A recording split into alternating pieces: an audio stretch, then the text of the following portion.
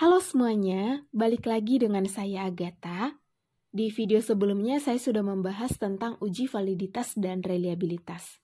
Di video kali ini, saya akan membahas tentang uji normalitas. Uji normalitas dilakukan untuk memeriksa apakah distribusi data dari hasil penelitian termasuk normal atau tidak. Uji normalitas ini dapat dilakukan menggunakan analisis statistik non-parametrik Kolmogorov-Smirnov. Jadi asumsinya, jika nilai signifikansi dari hasil uji Kolmogorov-Smirnov lebih besar dari 0,05, maka diasumsikan normalitasnya terpenuhi. Sebaliknya, jika signifikansi dari hasil uji Kolmogorov-Smirnov lebih kecil dari 0,05, maka diasumsikan normalitasnya tidak terpenuhi. Oke, baiklah, tanpa menunggu lama langsung saja kita ke tutorial uji normalitas. Nah, di sini ada beberapa bahan yang wajib kita siapkan terlebih dahulu.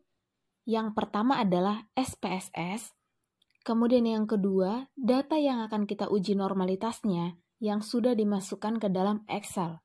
Dan yang ketiga adalah catatan tentang standar normalitas sebuah data. Oke, sekarang kita coba buka data yang ada di Excel. Nah, ini dia data yang sudah saya siapkan. Di sini sebagai contoh, ada 85 sampel penelitian saya. Ada 85 orang sampel penelitian.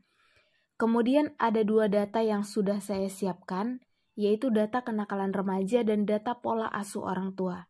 Ini sebagai contoh saja ya. Di sini, saya mau melihat hubungan kenakalan remaja dengan pola asuh orang tua. Kemudian sekarang coba buka SPSS. Nah, ini langkah selanjutnya ya. Oke. Dia lumayan lama ya. Oke, maka akan muncul tampilan seperti berikut ini. Oke. Nah, maka akan muncul tampilan seperti berikut ini. Nah, sekarang kita kembali ke data yang ada di Excel. Nah, ini dia datanya. Silahkan copy semua data yang ada di Excel. Untuk variabelnya aja ya, untuk nomornya itu tidak usah. Jumlah sampel penelitiannya tidak usah. Oke, pastikan tidak ada yang tertinggal. Silahkan di copy. Kemudian pindahkan ke SPSS. Nah, seperti ini. Datanya sekarang sudah ada di SPSS seperti berikut ini. Oke. Jadi di sini namanya masih variabel 0001, variabel 0002 seperti itu ya. Ini nanti kita ganti. Nah, kita cek ke bawah. Ini semuanya datanya sudah masuk. Tadi ada 85 sampel penelitian ya. Oke. Langkah selanjutnya silakan klik variable view. Nah, di sini pada name, pada kolom yang pertama silakan ganti nama variabelnya menjadi variabel Y, sesuai dengan nama variabel kalian. Nah, untuk kolom yang kedua ganti menjadi variabel X. Oke. Kemudian pada kolom desimal silakan ganti menjadi 0. Oke. Yang kedua juga seperti itu.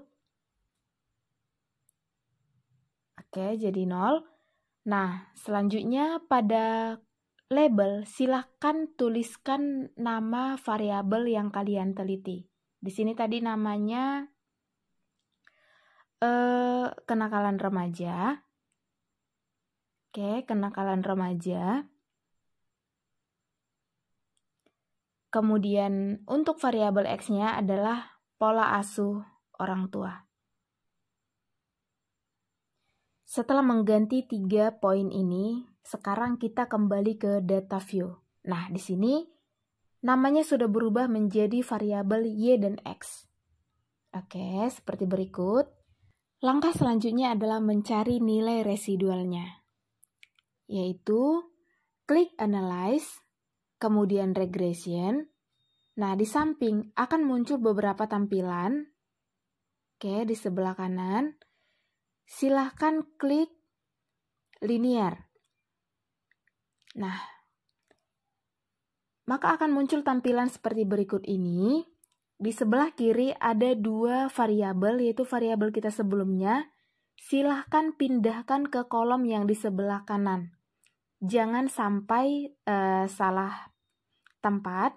Untuk variabel Y, oke, silahkan pindahkan ke kolom dependen.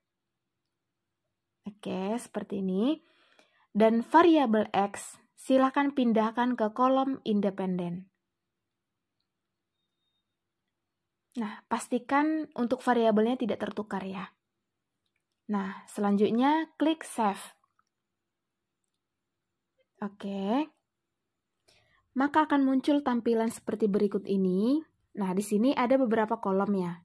Kita ingat tugas kita yang sebelumnya adalah mencari nilai residualnya.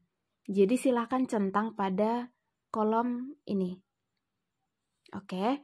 Untuk kolom yang lain itu diabaikan saja. Nah, setelah itu kemudian klik Continue. Nah, maka akan muncul tampilan berikut ini. Untuk yang lain tidak perlu diganggu-gugat lagi. Selanjutnya klik OK. Kemudian akan muncul tampilan seperti berikut ini. Nah, ini sebenarnya kita tidak butuhkan ya. Jadi ini diabaikan saja, silakan dihapus. Kemudian kita kembali ke data yang ada di SPSS. Nah, ini dia. Nilai residualnya itu sudah muncul pada res_1. Nah, ini sudah ada muncul satu kolom tambahan. Ini dia nilai residualnya. Jadi setelah kita memperoleh nilai residualnya, selanjutnya yang kita lakukan adalah mencari nilai signifikansi dengan menggunakan metode Kolmogorov-Smirnov.